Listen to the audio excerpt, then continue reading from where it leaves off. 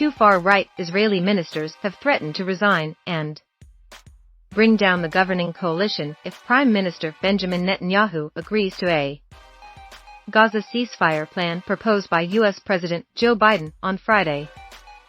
Finance Minister Bezalel Smotrich and National Security Minister Itamar Ben-Gvir opposed any deal until Hamas is completely destroyed.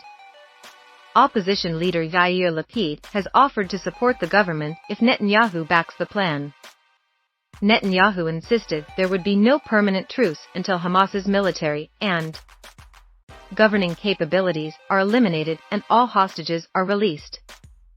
However, one of Netanyahu's advisors described the plan as something we agreed to and emphasized that Israel is not rejecting it, even if it is not considered a good deal. Biden's three-part proposal includes a 6-week ceasefire with the Israel Defense Forces IDF withdrawing from populated areas of Gaza, leading to the release of all hostages, a permanent cessation of hostilities, and a major reconstruction plan for Gaza. On social media, Smotrich stated he told Netanyahu he would not be part of a government that agrees to the proposed outline and ends the war without destroying Hamas and bringing back all the hostages. Ben-Gvir echoed this, calling the deal reckless and a victory for terrorism, vowing to dissolve the government rather than agree to the proposal.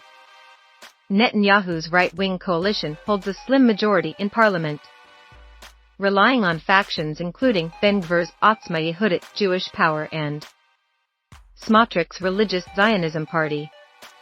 Lapid's Yesh added there is a future party holds 24 seats and Lapid has promised to support a hostage deal if Ben-Gvir and Smotrich leave the government. Before the intervention of Netanyahu's government partners, a senior foreign policy advisor stated that many details of the plan needed to be worked out and there would be no permanent ceasefire until all our objectives are met. In an interview, Ofer Falk said Biden's plan was a deal we agreed to. It's not a good deal, but we dearly want the hostages released, all of them.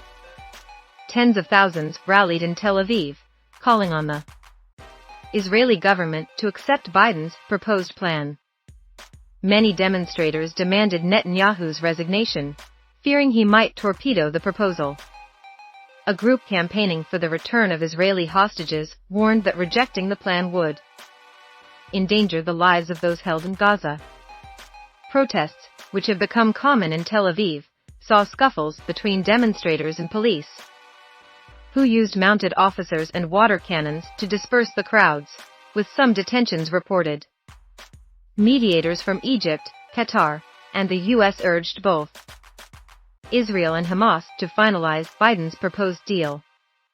UK Prime Minister Rishi Sunak also supported the plan, stating his government could flood Gaza with far more aid if Hamas agrees to the ceasefire. A senior Hamas politician indicated willingness to accept the deal if Israel does.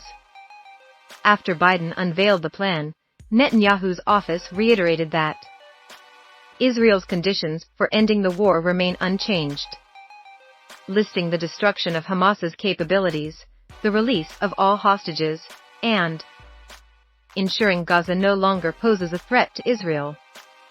The statement emphasized that Israel would insist these conditions are met before agreeing to a permanent ceasefire.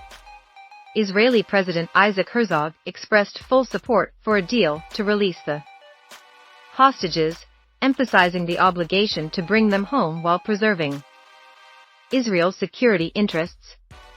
Meanwhile, fighting continued in Rafah and Gaza City, with reports of Israeli airstrikes and shelling.